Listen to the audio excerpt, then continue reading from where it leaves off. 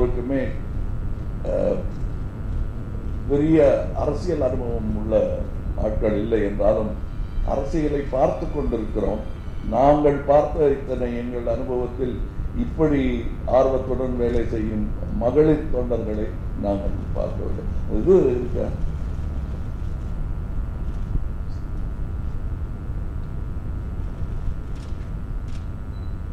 இப்படி ஒவ்வொரு ஊரிலும் எனக்கே வியப்பாக இருந்தது. எங்களுக்கு உணர்ச்சி வசப்படும் அளவுக்கு, கண்கலங்கும் அளவுக்கு இந்த மாதிரி ஒவ்வொரு ஊர்லையும் எங்களுக்கு ஆட்கள் வேலை செய்து கொண்டிருக்கிறார்கள்.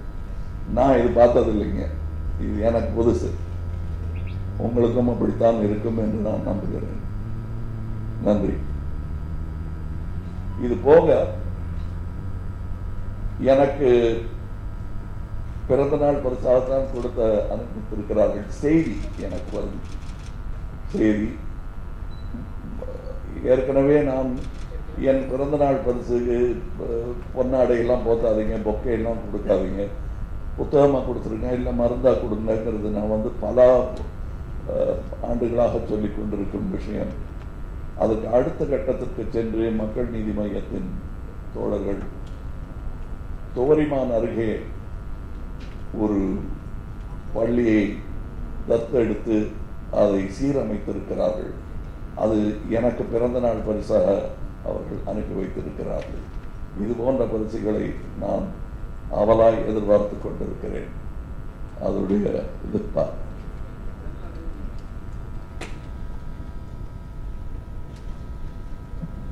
வணக்கம் கமல் சார். மையம் நார்த் அமெரிக்கா சார்பாக இனிய பிறந்தநாள் நல்வாழ்த்துக்கள்.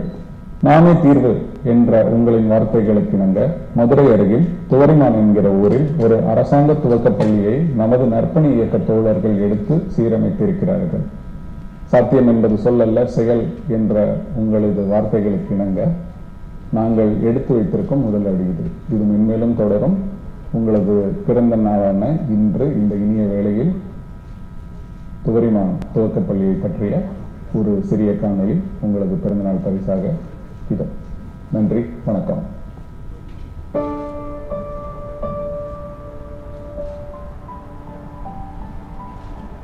இங்க உலகத்தரமான கல்வி வேணும்னு நம்ம எல்லாருக்கும் ஆசை இருக்கு. ஆனா உலகத்தரமான கல்விக்கு முன்னாடி ஒரு தரமான பள்ளிக்கூடம் தேவை.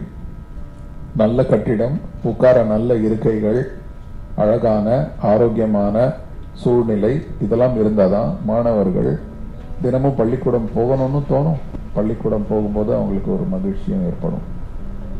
மதுரை வைகை ஆற்றின் அருகில் துவரிமான் என்கிற ஊரில் 100 ஆண்டுகள் கொண்டாடும் ஒரு துவக்கப்பள்ளி. அந்த துவக்கப்பள்ளியின் நிலையை பார்த்தபோது நமது அரசாங்கத்தின் மீது கோபம் வந்தது.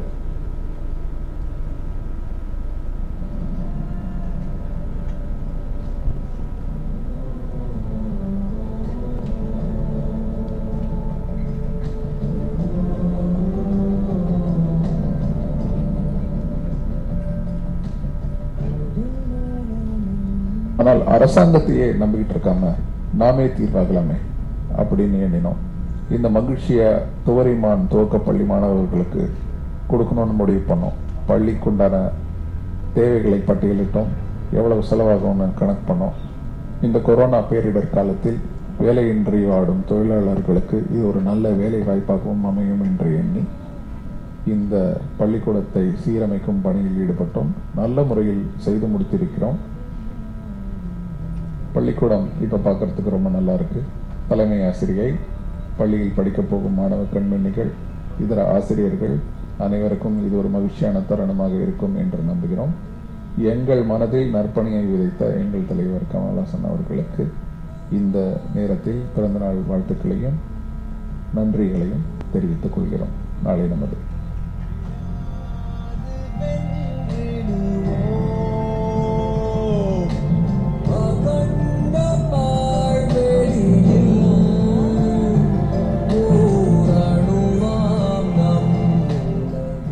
என் முதல் நன்றியை நார்த் அமெரிக்கா கமல்ஹாசன் வெல்ஃபேர் அசோசியேஷனுக்கு தெரிவிச்சுக்கிறேன். ஏன்னு கேட்டிங்கன்னா, இந்த கொரோனா ஊரடங்கு காலத்தில் நாங்கள் வேலையில்லாமல் இருந்த காலத்தில் எங்களுக்கு எத்தனையோ கார்பரேட் நிறுவனங்கள் இருக்குது. அதுக்கு மத்தியில் எங்களுக்கு இந்த வேலையை கொடுத்து ஒரு 20 குடும்பங்களோட தேவைகளை பூர்த்தி செஞ்சுருக்காங்க. அவங்களுக்கு உண்மையிலேயே நார்த் அமெரிக்கா கமலஹாசன் வெல்ஃபேர் அசோசியேஷனுக்கு எங்களுக்கு நெஞ்சார்ந்த நன்றியை நாங்கள் தெரியப்படுத்திக் கொள்கிறோம். நன்றி, வணக்கம். எல்லோருக்கும் வணக்கம். நார்த் அமெரிக்கா கமலஹாசன் நற்பணி இயக்கம் சாருக்கு எங்கள் தூரிமன் கிராமத்தின் சார்பாக நன்றியை தெரிவித்துக்கிறோம். காரணம், மதுரை மாவட்டம் தூரிமன் கிராமம்ன்றது விவசாயத்தை பிரதானமாக கொண்ட ஒரு கிராமம். இந்த கிராமத்தில் அந்த பள்ளிக்கூடத்தில் படிக்கிறாங்க. அந்த விவசாய கூலிகள் ஏழையை படிக்கக்கூடிய ஒரு பள்ளிக்கூடம் தான் இந்த தூரிமன் துவக்கப்பள்ளி.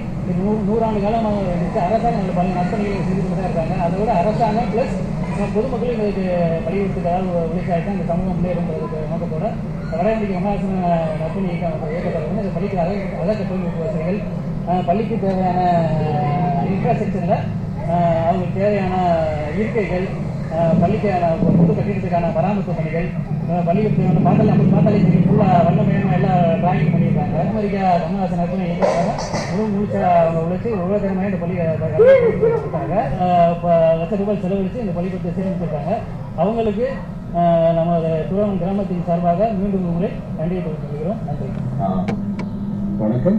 நான் தயா அமெரிக்காவிலிருந்து பேசுகிறேன். தூரிமானில் இருக்கிற பள்ளி 100 ஆண்டுகளாக கல்வி கொடை கொடுத்து கொண்டிருக்கிறது. ஆனால் அடிப்படை வசதிகள் மிகவும் குறைவாக இருந்தது. நாங்கள் அனைவரும் இந்த பள்ளியை ஒரு முன்மாதிரி பள்ளியாக மாற்ற வேண்டும் என்று நினைத்தோம். ஓரளவு அதை வெற்றியும் பெற்றுவிட்டோம். இப்பொழுது இதை சாத்தியப்படுத்திய நார்த் அமெரிக்கா கமலஹாசன் நற்பணி இயக்கத்தை சார்ந்த சகோதரர்களுக்கும் எங்களுக்குள் நற்பணிகளை விதைத்த திரு கமலஹாசன் அவர்களுக்கும் எனது சார்பாகவும் எனது கிராமத்தின் சார்பாகவும் நன்றி கலந்த வணக்கத்தை தெரிவித்துள்ளேன்.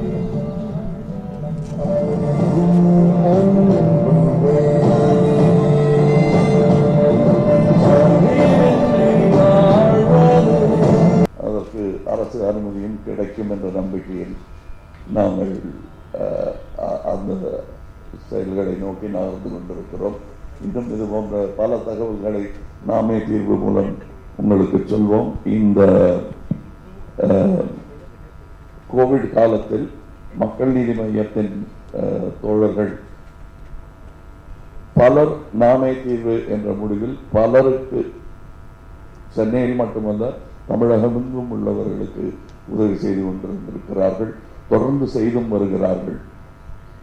தன்னிச்சையாக அவர்கள் எடுத்துக்கொண்ட இந்த முயற்சி போக நாமே தீர்வு என்று அதற்கு ஒரு தலைப்பு கொடுத்ததும் அவர்கள் இன்னும் முனைப்பாக அதை ஒவ்வொரு வீடாக சென்று செய்து கொண்டிருக்கிறார்கள். இதற்கும் நாங்கள் ஓட்டு கேட்கப் போவதற்கும் சம்பந்தமில்லை. இது எங்கள் கடமை, நாங்கள் செய்ய வேண்டும் என்று நம்பி செய்து கொண்டிருக்கிறோம். தொடர்ந்து செய்வோம்.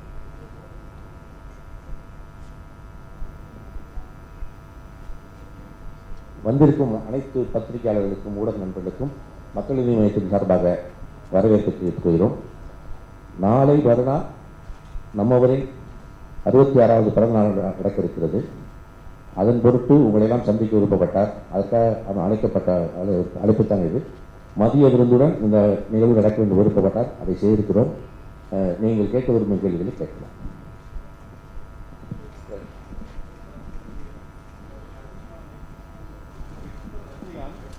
அவர் அவரோட உடல்நிலை பற்றி ஒரு ட்வீட் ஒன்று போட்டிருந்தாரு. அவர்கிட்ட நீங்கள் தொடர்பு கொண்டு இருந்தீங்களா? அவரோட அரசியல் நிலைப்பாடு குறித்து நீங்கள் யாராவது பேசியிருந்தீங்களா? எதுக்கு எனக்கு 2வது பகுதி கேட்க. அவருடைய அரசியல் நிலைப்பாடு குறித்து எதனா பேசியிருந்தீங்களா? நாங்கள் பேசிக்கிட்டே இருக்கோம். அது எல்லாத்தையும் வெளியில் சொல்ல முடியாது. அதுவும் முக்கியமாக பத்திரிகையில் சொல்ல முடியாது. அதற்கு பல காரணங்கள் உண்டு. நாங்கள் பல காலமாக நண்பர்கள். அவர்கள் அறிக்கையில் வெளியிட்டிருக்கும் அந்த செய்திகள் ஏற்கனவே எனக்கு தெரிந்தது தான். அதை அவர் மக்களுக்கு தெரியப்படுத்தி இருக்கிறார். அவ்வளோதான்.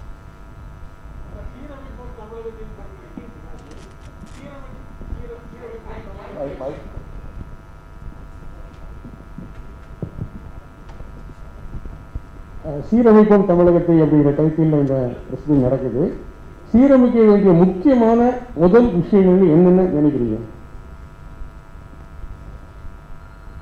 இல்லாத ஒரு விஷயம் இருக்க வேண்டும் என்று ஆசைப்படுவதே சீரை நோக்கி செல்லும் ஒரு முனைப்பு தான். ஊழல் ஃபர்ஸ்ட் அகன்றால் பாக்கி எல்லா வேலையும் டக்குன்னு டாமினோ பிரின்சிபல் என்று சொல்வார்கள். அந்த ஒரு விஷயத்தை தட்டிவிட்டால் பாக்கி தீமைகள் எல்லாம் தன்னால் சாய்ந்துவிடும், சரிந்துவிடும்.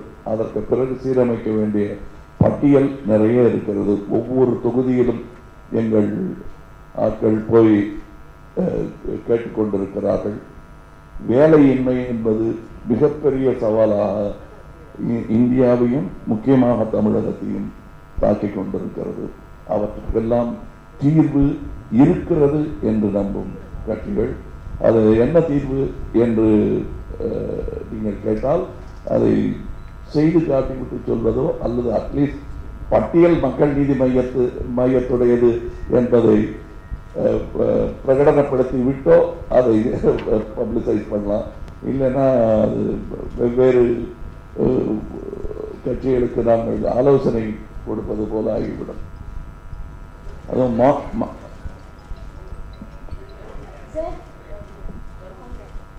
ரஜினிகாந்த் வந்து அவர் சொன்ன கருத்து எனக்கு ஏற்கனவே தெரியும் அப்படின்னு சொல்லி இப்போ சொல்லியிருக்கீங்க. ஆனால் ரஜினிகாந்தோட பயணிக்க அவரோட சேர்ந்து பயணிக்க தயார் அப்படின்னு சொல்லியிருந்தீங்க. குறிப்பாக வந்து மக்கள் நீதி மய்யம் கட்சி செயற்குழு கூட்டத்தில் முதலமைச்சர் வேட்பாளராக உங்களை முன்னிறுத்தி தீர்மானம் நிறைவேற்றப்பட்டிருக்கு.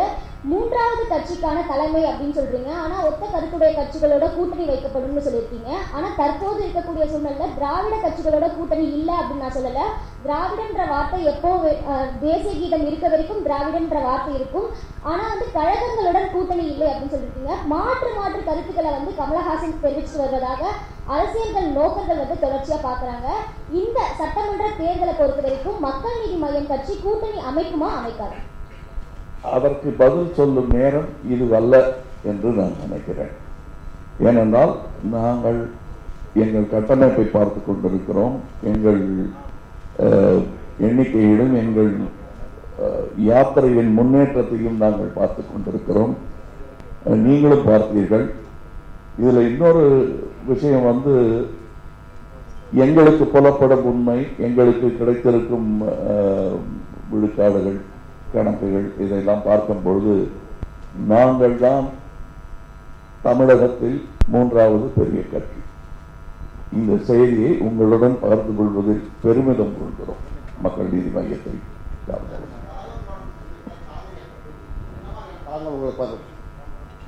கழகங்களோட கூட்டணி அது பத்திரிகையில் வந்த செய்தி. இது பத்திரிகை சந்திப்பு. இப்பொழுது நீங்க பேசுற கருத்து தான் வெளியே வந்திருக்கு. அந்த கருத்துக்கள்லாம் வந்து இல்லை, என்னை கூட்டணிக்கு இவ்வளவு அவசரப்படுத்தும் காரணம் என்ன? அதை நீங்க சொல்லுங்க. நீங்க எனக்கு இல்ல, நீங்க பேசும்போது 3வது அணிக்கான தகுதி வந்து விட்டது மக்கள் நீதி மையத்துக்கு அப்படின்னு சொல்லிருக்கீங்க. அப்ப 3வது அணி அமைக்க போறீங்களா? அமைந்து விட்டது என்றுதான் சொல்லுகிறேன் நான். இதுவே ஒரு அணி. ஆகையால் நாங்கள் கூட்டணி வைப்பது என்பது வந்து நல்லவர்களின் கூட்டணியாக இருக்கும். அது அதாவது அப்படின்னா என்ன சொல்ல வர்றீங்க? எங்கேயுமே நான் உங்க கட்சி தவிர நல்லவர்கள் இல்லையா என்று கேட்டால் கண்டிப்பாக இருக்கிறார். அப்படி அந்த நல்லவர்கள் கூட்டணி அமையும் பொழுது இது முதல் அணியாக இருக்கும். 3வது அணியாக இருக்காது, முதல் அணியாக இருக்கும். அவர்களுடன் கூட்டணி உண்டு. நல்லவர்கள் வேறு கட்சிகளிலும் இருக்கிறார்கள். மனம் விரும்பி நொந்து இருக்கிறார்கள். அவர்கள் இங்கே வர வேண்டும் என்பதற்கான ஒரு அழைப்பு என்று கூட இதை எடுத்துக்கொள்ளலாம். அப்ப கழகங்களோட கூட்டணி என்ற பட்சத்தில் பாஜகவோட கூட்டணி அமைக்காது.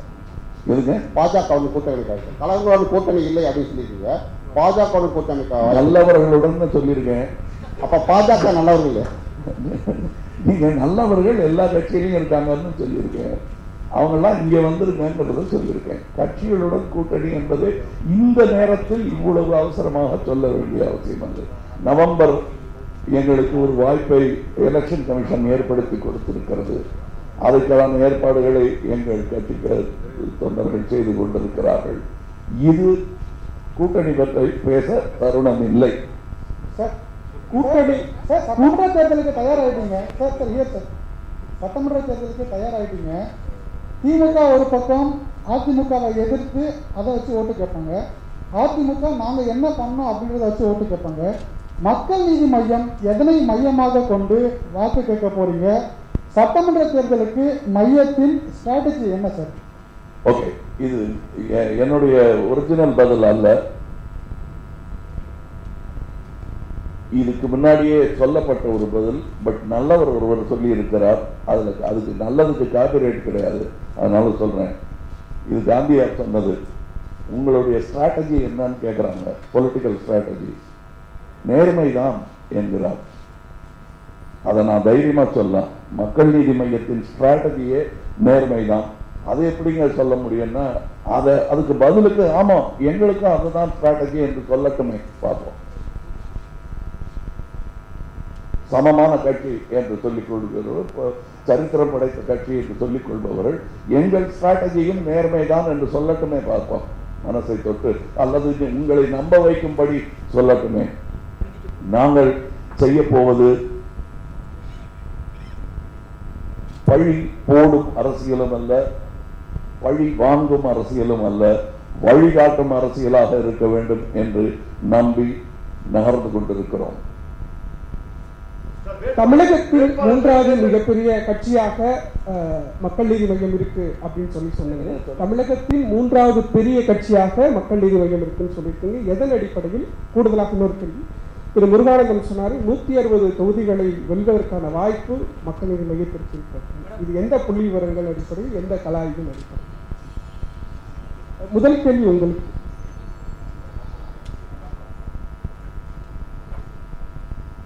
உங்களுடைய இரண்டாவது கேள்விக்கு நான் பதில் சொல்றேன். இன்று இருக்கக்கூடிய கள நிலவரம் 100 ஓட்டிற்கு கீழே தோற்றவர்கள் 2 பேர், 1000 ஓட்டிற்கு கீழே தோற்றவர்கள் 16 பேர், 5000 ஓட்டுக்கு கீழே தோற்றவர்கள் 40+, 10,000 ஓட்டுக்கு கீழே தோற்றவங்க இன்னொரு 40+. இதெல்லாம் பார்க்கும்பொழுது எங்களுடைய கள நிலவரம் 10லிருந்து 15% பாராளுமன்ற தொகுதியில் எங்கெங்கெல்லாம் வாங்கியிருக்குமோ அதெல்லாம் புள்ளி விவரமாக எடுத்து கிட்டத்தட்ட 100லிருந்து 150 இடங்களிலே மக்கள் நீதி மிகப்பெரிய தாக்கத்தை மட்டுமல்ல வெற்றியை ஏற்படுத்த முடியலையே எங்களுடைய இன்டர்னல் டேட்டா ரெடி பண்ணிட்டு இருக்கிறோம். அதை தான் உங்களுக்கு சொல்லியிருக்கோம். நாங்கள் இது வந்து உங்களுடைய இரண்டாவது கேள்வியுடைய பதில். முதல் கேள்வி என்ன சொல்லுங்கிறது?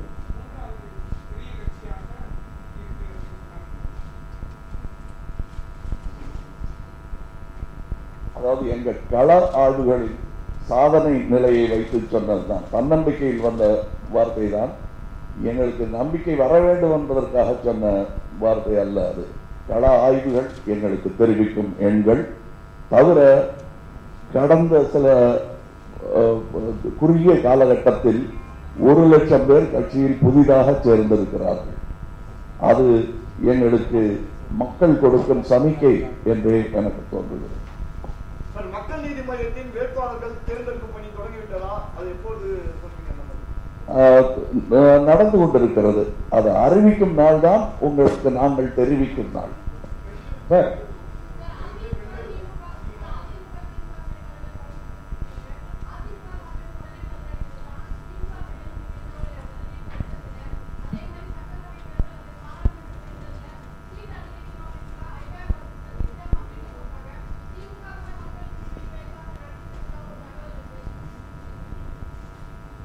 உங்களுக்கு தகவல் சொன்னது யாருன்னு சொல்லுங்க. ஏன்னா எனக்கு அவங்க தகவல் சொல்லல.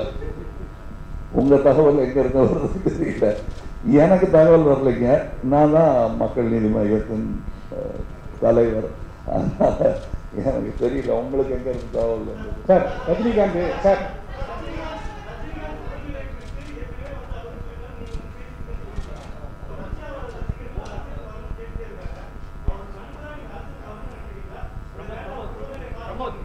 இல்ல இல்ல அவர் உடல்நிலையை பார்த்துக்கணுங்கிறது நண்பரா சொல்ற ஒரு விஷயம். நல்லவர்கள் வர வேண்டும் என்பது எனக்கு எப்பவுமே இருக்கும் ஆசை. ஆனால் ரெண்டுக்கும் நடுவுல எது முக்கியங்கிறத வந்து பார்க்கும்போது உடல்நலம் முக்கியம். ஆனா முடிவு எடுக்க வேண்டியது நான் அல்ல, அவர் தான் செய்யணும். அதை நான் 2 விதமாகவும் வற்புறுத்த முடியாது. அதனால அவர் நல்ல ஆரோக்கியமாக இருக்க வேண்டும். என் அன்பு என்னங்கிறது அவருக்கு புரியும். அதை இங்க வளர்க்க வேண்டிய அவசியம் கிடையாது. சட்டசபை தேர்தலில் கமலஹாசன் போட்டிடுவாரா சார்? இங்க சட்டசபை தேர்தலில் கமலஹாசன் போட்டிடுவாரா? அவரோட குரல் வந்து சட்டசபையில் எம்எல்ஏவா ஒழிக்கும். உங்களோட கண்டிப்பா ஒழிக்கும். இந்த தொகுதி ஏதாவது முடிவு பண்ணி நான் என்னுடைய ஆட்களுக்கு என்னுடைய இதில் சொல்லும்போது சில நடைமுறைகள் எப்படி இருக்க வேண்டும் என்பதை சொல்லியிருக்கிறேன். அதற்கு நான் சொன்ன உதாரணம், கண்டிப்பாய் மக்கள் நீதி மையத்தின் குரல் சட்டசபையில் ஒலிக்கும். அதற்கான தகுதியுடையவர்களாக இன்று முதல் நீங்கள் நடக்க துவங்க வேண்டும் என்று சொல்லி இருக்கிறேன். அரசியல்ல எந்த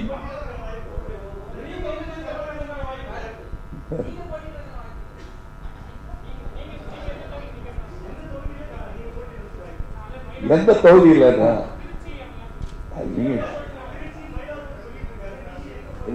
நீங்க ஒரு யோசனை சொல்லுங்க, அதை கேட்டுக்கிறேன். ஆனா எங்க நான் போட்டியிட போறேங்கிறத நான் கையெழுத்து போடும்போது உங்களுக்கு தெரியும். சட்டசபை தேர்தலில் சார் திமுக அதிமுகன்னு ஒரு பெரிய கட்சி இருக்கு. திமுகவோட வயசு 70, அதிமுகவோட வயசு 50 வயசு. உங்களோட கட்சியோட குழந்தை கிட்டத்தட்ட 2 வயசு. எப்படி அந்த போட்டி பணம் பலம் புகைப்படம் இது பண்ணுவீங்க? நீங்க முதல்வர் வேட்பாளராக சொல்லிட்டாங்களா? உங்களால முதல்வர் ஆகும்னு நினைக்கிறீங்களா? இல்லைன்னா எப்போ முதல்வர் ஆகுன்னு நினைக்கிறீங்க? இல்ல, எனக்கு மாற்றம் வேணுங்கிறது முக்கியம். என் கட்சி முடிவு பண்ணி அவங்க யார் முதல்வர்னு சொல்றாங்களோ அவங்கள முதல்வர் வேட்பாளராக அறிவிப்பார்கள், அறிவித்தும் விட்டார்கள் என்னை பொறுத்தவரை. அதனால அந்த பொறுப்பை ஏற்றுக்கொண்டு செயல்படுவேன் நான். சார், தமிழகத்தில் கடந்த 10 நாட்களாக 2 இஷ்யூ பெரிய இஷ்யூ போயிட்டு இருக்கு. ஒன்று மனுஸ்மிருதி சம்பந்தமானது, இன்னொன்று வேல் யாத்திரை. இது 2 பத்தின உங்களுடைய கருத்து என்ன? மனுஸ்மிருதி புழக்கத்தில் இல்லாத புத்தகம், அதை பற்றிய விமர்சனம் தேவையற்றது. அது புழக்கத்திலேயே இல்லை. நீங்க ஐபிசியை பற்றி கேளுங்க, என்னுடைய கான்ஸ்டிடியூஷன் ஆஃப் இந்தியாவை பற்றி ஏதாவது சொல்லுங்க, அது மேல யாராவது கை வைக்கிறதா இருந்தால் அது போராட்டம் பண்ணிக்கும். இதை பற்றி பேச வேண்டிய அவசியமே கிடையாது. அது புழக்கத்தில் இல்லாத ஒரு புத்தகம்.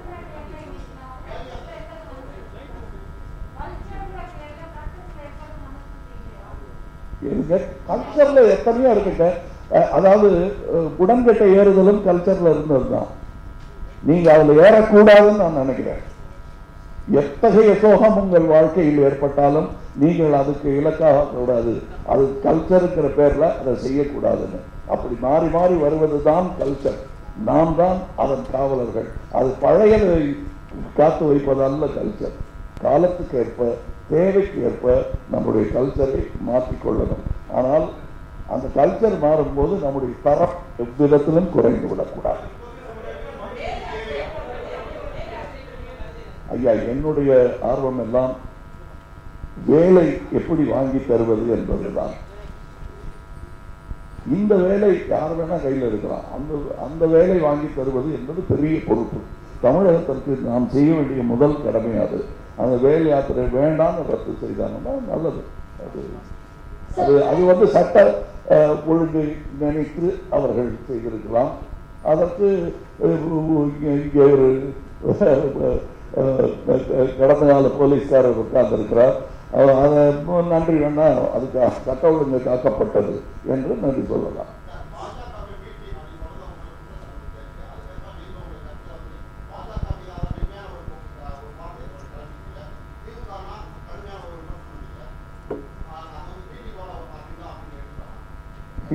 உங்களுக்கு ஏற்றுக்கிடுங்கிறது எதை வேணா ஏற்றுக்குங்க. நான் எதை ஏற்றுக்கிறது தான் முக்கியம். குற்றச்சாட்டுகள் வைப்பாங்க. நான் எதுலையுமே பி டீமா இருந்தது இல்லைங்க. எந்த துறையிலையும் நான் பி டீமா இருந்ததில்லை. நான் எப்பவுமே ஏ டீம்ல தான் இருந்திருக்கேன். எனக்கு கிடைக்கிற வாத்தியார்கள் அப்படி சினிமா துறையிலும் சரி, எனக்கு கிடைக்கிற நண்பர்கள் இவர்களும் சரி, இது ஏ டீம். அப்புறம் பார்க்கலாம். அது பலத்தை பற்றி, தமிழகத்தை பற்றி தானே பேசிக் கொண்டிருக்கிறோம். நீங்க ஏன் தலைநகரில் இருக்கும் ஒரு கட்சியை பற்றி பேசிக் கொண்டிருக்கிறோம்? Sir, there have been a lot of discussions between AIDMK or DMK, be it the promises that they are putting forth for the upcoming elections, be it a 3-language policy or talking about the Arungaswamy Commission, and several other parties as well are talking. What do you think is the most needed importance for Tamil Nadu at this moment? Be not only about 3-language policy that is necessary, or about Jayalalitha's death that they are probing into. What do you think is the number one priority for Tamil Nadu as not only a citizen but also as a leader who is going to stand in the upcoming elections? There are quite தமிழ்லேயே சொல்லலாமா இல்லை இங்கிலீஷில் சொல்லலாம்? தமிழ்லேயே சொல்கிறேன், ஏன்னா எல்லாருக்கும் பயன்படுறது.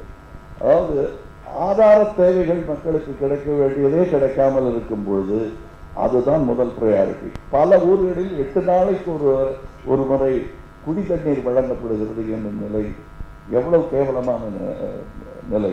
இதையெல்லாம் கவனிக்கப்பட வேண்டும். வேலையின்மை, அதுவும் இந்த அதாவது நாம் அதை பழி போடும் அரசியல் அல்லன்னு சொல்லியிருக்கோம். இருந்தாலும் சில கணக்குகள் சொல்ல வேண்டும். பொங்கலுக்கு நீங்க ஒரு பக்ஷீஸ் கொடுக்குறீங்க மக்களுக்கு, வேறு திருவிழாக்கள் போது கொடுக்குறீங்க, எலெக்ஷன் போது ஓட்டுக்கு காசு கொடுக்குறீங்க. ஆனா இந்த கடந்த 6-7 மாதங்களாக கோவிட் நடந்த போது ஏன் அந்த பணங்கள்லாம் பட்டுவாடா செய்யப்படவில்லை? அது தெரிஞ்சோம் இது தெரிஞ்சோன்னு மழை நீருக்காக இவ்வளவு ஒதுக்கப்பட்டோங்கிறாங்க. ஆனா 2 நாள் மழையில ஒரு தெப்பக்குளமாகி விடுகிறது சென்னை. இதெல்லாம் கேட்கப்பட வேண்டிய, இதெல்லாமே பேசிக் அம்யூனிட்டிஸ் செய்ய வேண்டியிருக்கிறது. முக்கியமாக வேலையின்மை, நம் தமிழகத்தை விட்டு அகன்று வேறு மாநிலங்களுக்கு சென்று கொண்டிருக்கும் தொழிற்சாலைகள், தொழில் வாய்ப்புகள், இவற்றையெல்லாம் மீட்டு எடுக்க வேண்டும் என்பது மக்கள் நீதி மையத்தின் ஆசை. இது மேனிஃபெஸ்டோ நீண்டுகிட்டே போகும். அதுவும் தயாராகி கொண்டிருக்கிறது. உங்கள் முன்வைப்பதற்கு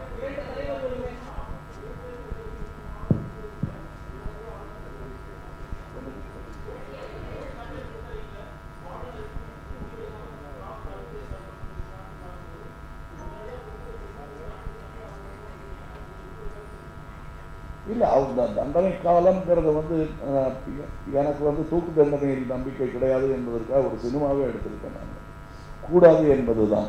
பல நாடுகளில் அது ஒழிக்கப்பட்டு விட்டது. நம்ம நாட்டிலும் அது வர வேண்டும். ஆனால் அப்பத்தான் திருந்து வாங்கிறாங்க.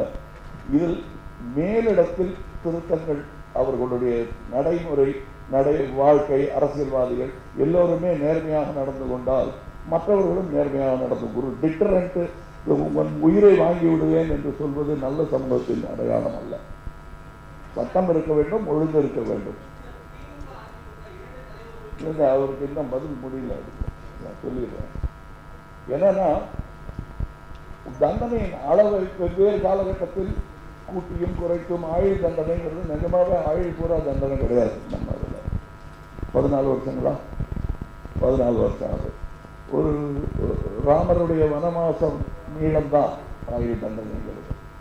அப்படி இருக்கும்போது அதற்கான தண்டனையை கிட்டத்தட்ட அனுபவிச்சுட்டாங்க.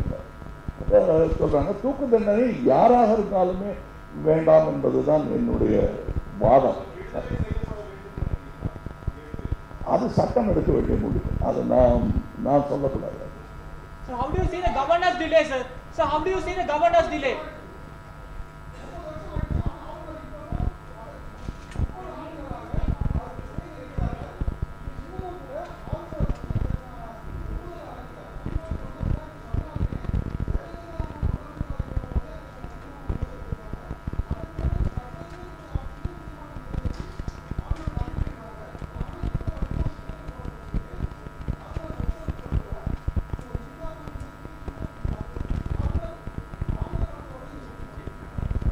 தாமதம் தான் பார்க்குறோம். Justice delayed is justice denied.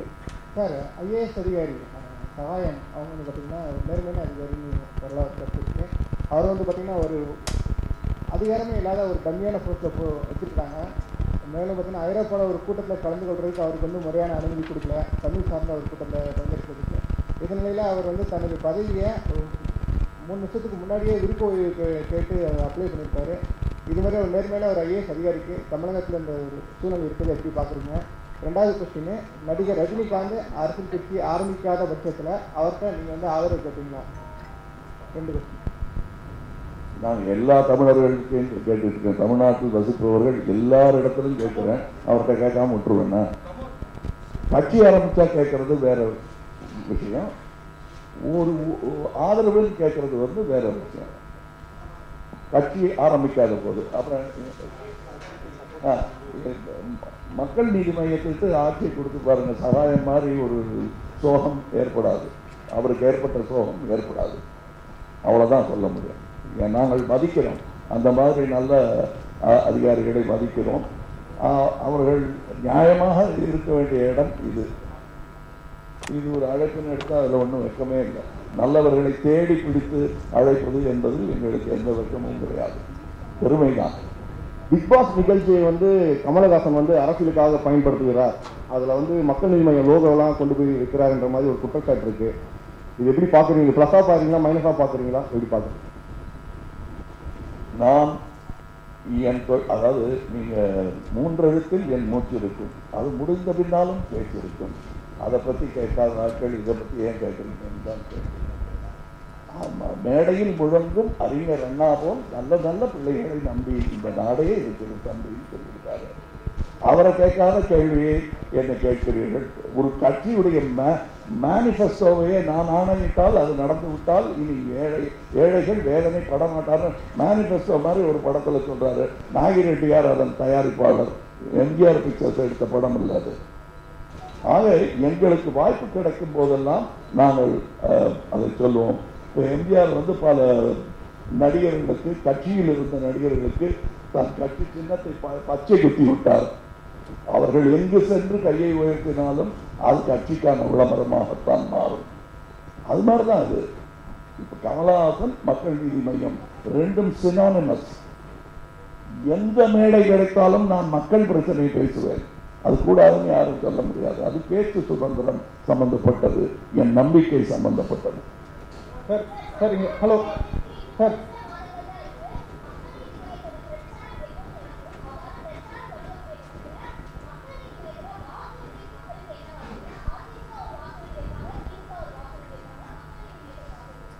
பிரச்சாரம் தொடங்கி விட்டது. தொடங்கி ரொம்ப நாள் ஆயிடுச்சுங்கிறது தான் உண்மை. நான் எந்தெந்த இடத்துக்கெல்லாம் சென்று உங்கள் கண்ணில், உங்கள் வெளிச்சத்தில் நான் நிற்க முடிகிறதோ அங்கெல்லாம் இனி என்னுடைய பிரச்சாரம் நடந்து கொண்டிருக்கும். ஊடகமாகவோ ஓப்பனாகவோ அது நடந்துகிட்டு இருக்கும். பிரச்சாரம் துவங்கிவிட்டது. நவம்பர் மாதத்தில் என்னுடைய பயண நிகழ்ச்சி நிரலும் உங்களுக்கு அறிவிக்கப்படும். சார், பொது வெளியில கமல்ஹாசன் ஒரு ஆத்திகவாதியா அறியப்படுறவர். ஆனா இப்போ மகாபாரதத்தை கோட் பண்ணி பேசுறாரு, ராமரை கோட் பண்ணி பேசுறாரு. இப்போ அரசியலுக்காக ஒரு ஆன்மீக அரசியலை கமல்ஹாசன் முன்னெடுக்கிறாரா தேர்தலுக்காக? நான் நாத்திகவாதி அல்ல என்பதை பல முறை பல மேடையில் சொல்லியிருக்கிறேன். ஏன் அதை மறுக்கிறேன் என்றால், அது ஆத்திகர்கள் கொடுத்த பெயர். ஆஸ்தி நாஸ்தி என்ற பெயர் சொல்லிலிருந்து வருகிறது. அது அந்த பட்டத்தை நான் ஏற்றுக்கொள்ள மாட்டேன். எனக்கென்று ஒரு பெயர் நான் வைத்துக் கொண்டிருக்கிறேன். அது காலகாலமாக என்னை போன்ற சிந்தனையாளர்கள், எனக்கு கற்றுக் கொடுத்த குருவார்கள் எல்லாம் தங்களை அப்படித்தான் நினைத்துக் கொண்டிருக்கிறார்கள். மேற்கத்திய நாட்டிலும் ஏத்தியிஸ்ட் என்பது நாத்திகரை குறிக்கும் வார்த்தை, ராஷனலிஸ்ட் என்பது பகுத்தறிவாளனை குறிக்கும் வார்த்தை. நான் அப்படிப்பட்ட பகுத்தறிவாளன். உங்களுடைய பக்தியை புரிந்து கொள்ள வேண்டியது என்னுடைய கடமை. உங்களுடன் நான் ஒத்து வாழ வேண்டும், ஒரே இடத்தில் வாழ வேண்டும் என்ற பட்சத்தில் உங்கள் பக்தியை புரிந்து கொண்டு எனக்கு இடைஞ்சல் இல்லாமல் அதை நான் எப்படி வாழ்கிறேன் என்பதுதான் பகுத்த அறிவு. ஒரு நிமிஷம்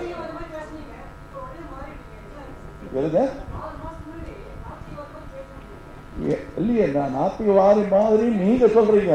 நான் சொல்வது நீங்க பாருங்க, 6 மாசத்துக்கு இல்ல, 6 வருஷத்துக்கு முன்னாடி வெண்முரசு என்ற நாவலை என்னுடைய நண்பர் ஜெயமோகன் அவர்கள் எழுதும்போது அந்த ஆரம்புழாவில் பேசினேன்.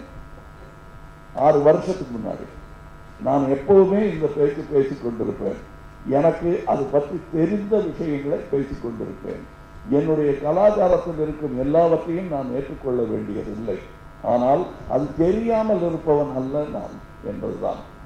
குணாங்கிற படத்துல நான் அபிராமி பட்டரின் பாடலை பாடுபவன் தான்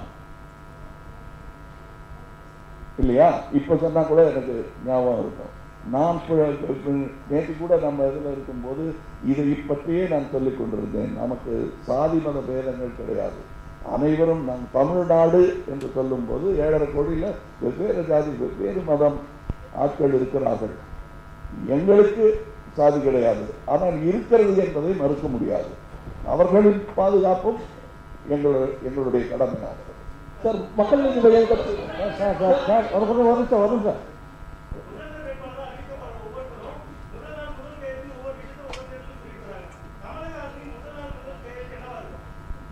பல்லு இல்லாத லோக்பாலுக்கு பல்லு கட்டுவதுதான். ஏன்னா அந்த சக்கரம் சுத்தம் பல்லு இல்லாத சக்கரம் சும்மா உரசிக்கிட்டே இருக்கும், அவ்வளவுதான். சாணை பிடிக்கலாம், அவ்வளவுதான். அதை தவிர வேற ஒன்றும் பண்ண முடியாது. பல்லு வச்சுட்டோம்னா மெஷினரி நகரும். அது பல்லில்லா சட்டமாக அது இருக்கக்கூடாது என்பதுதான். Manusmriti you said it is not in practice அப்படின்னு சொன்னீங்க. மனுஸ்மிருதி இப்போ அது வந்துட்டு ப்ராக்டிஸ் இல்லை அப்படின்ட்டு. ஆனால் இந்தியன் கவர்மெண்ட் வெப்சைட்லேயே வந்துட்டு கல்ச்சர் ஆஃப் இந்தியன் கல்ச்சர்ஸில் வந்து there are content materials related to Manusmriti அப்படின்னு கண்டென்ட் இருக்குது. அதில் அவங்க போட்டிருக்காங்க.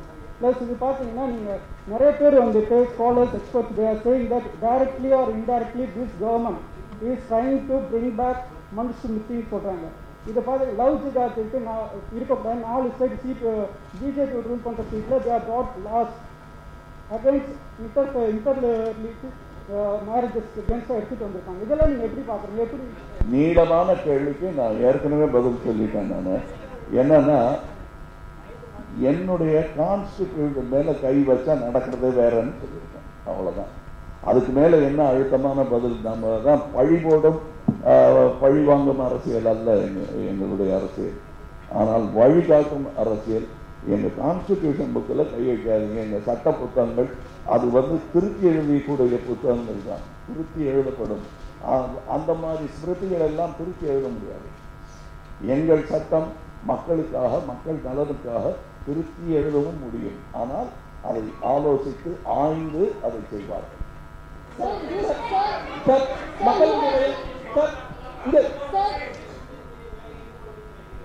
எதுங்க? நீங்க தமிழகத்தில் மட்டும்தான் அந்த குற்றச்சாட்டை வைக்கிறீங்களா?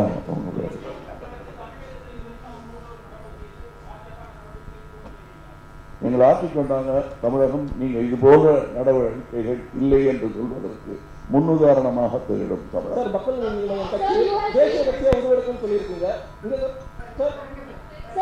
மக்கள் நீதி மய்யம் கட்சி தேசிய கட்சியா உருவெடுக்கணும் ஒரு முடிவெடுத்திருக்கீங்க. அதை பற்றி என்னங்க? மக்கள் நீதி மய்யம் கட்சி மாநில கட்சியா இல்லாம தேசிய கட்சியா உருவாகணும்னு தொண்டர்கள்ட்ட கடந்த 3 நாள் மீட்டிங்ல முடிவெடுத்திருக்கீங்க. முடிவெடுத்திருக்கேன். அதை என்ன பிளான் வச்சிருக்கீங்க? அதுக்காக இல்லை, நாம் வல்லவனாக வேண்டும், நல்லவனாக வேண்டும் என்பதெல்லாம் பிளான். அதை நோக்கித்தான் நகர வேண்டும். தேசிய கட்சியாக வேண்டும் என்பது இன்றைய தேதியில் பேராசை போல் இருக்கலாம், ஆனால் நடக்கக்கூடிய ஒன்று.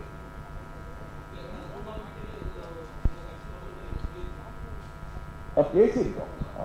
உங்கள் செவி கூறாக இருக்கிறது என்பதை நான் ஏற்றுக்கொள்கிறேன். அதுக்காக பட் எல்லா விஷயத்தையும் நாங்கள் இன் கேமரா பேசின விஷயத்தெல்லாம் இங்க பேச முடியாது. Once again, last 3 questions.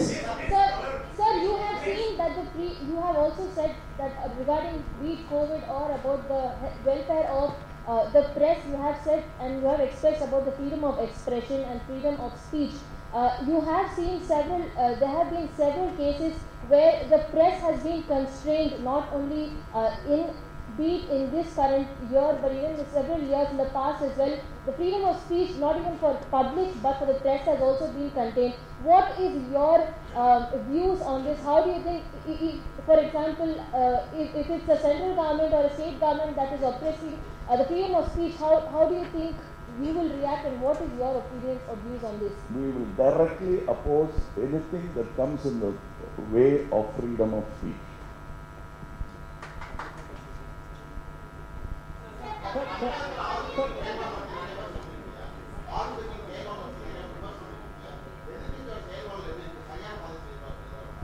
எது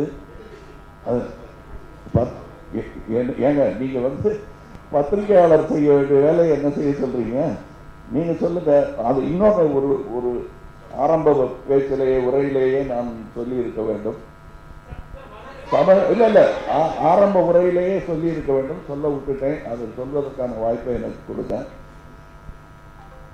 அதாவது தமிழகத்தை சீரமைப்போம், தலைநிமிர வைப்போம், மாற்றத்தை ஏற்படுத்துவோம் என்று நாங்கள் மாறுபட்டுக் கொள்வது தனியாக செய்ய முடியக்கூடிய வேலையே அல்ல. உங்கள் பங்களிப்பும் அதில் இருக்கிறது. இது உங்களுக்கு கொடுக்கப்படும் அழைப்புதல். தமிழகத்தை மாற்றுவதற்கான ஒரு முயற்சியில் நீங்களும் பங்கெடுக்க வேண்டும் என்பதுதான். நீங்கள் எந்த கட்சியை சார்ந்தவராக இருந்தாலும் தமிழர்கள் நலன் பேணுபவராகத்தான் இருப்பீர்கள் என்று நான் நம்புகிறேன்.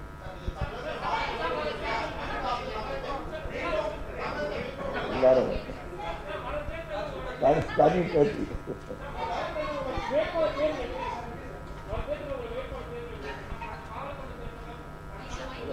மைக்கில் பேசுகிறேன். தேர்தலில் உங்களோட வேட்பாளர் தேர்வு எப்படி இருக்கு? ஏன்னா பாராளுமன்ற தேர்தல் வந்து அதுக்கான கால அவகாசம் கிடைக்கல, நிறைய அறிமுகம் இல்லாத வேட்பாளர்கள் நிறுத்த வேண்டியதாகிடுச்சு. இப்போ வந்து நிறைய இந்த கட்சிகளை பொறுத்த வரைக்கும் வேட்பாளர் தேர்வில் முக்கியமாக பார்க்கப்படுறது வந்து ஜாதியும் பணமும் தான். உங்களோட வேட்பாளர் தேர்வு எப்படி இருக்கும்? ரெண்டாவது தேர்தல் செலவுக்கு என்ன பண்ண போறீங்க? அதற்கு நேர்மாறாக இருக்கும்.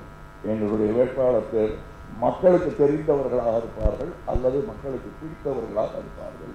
தெரிந்தவர்கள் என்றால் அதற்கான இது வந்து சினிமா மட்டுமே உதாரணம் அல்ல. அவர்கள் தங்கள் நற்பணிகளால் மக்கள் மத்தியில் நற்பெயர் பெற்றவர்களாக இருப்பார்கள். அப்படித்தான் தேர்ந்தெடுக்க முயற்சிக்கிறோம். தேர்தல் செலவுக்கு என்ன பண்ணலாம்?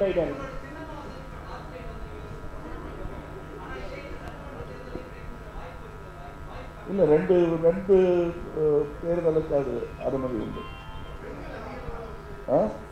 Sir thank you. Last question.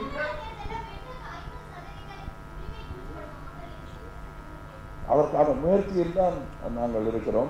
எங்கள் பார்ட்டிய அவர்களுடைய ஆர்வத்தை பார்க்கும்போது அது நடக்கக்கூடிய ஒன்றாக தோன்றுகிறது. Thank you sir. Thank you sir.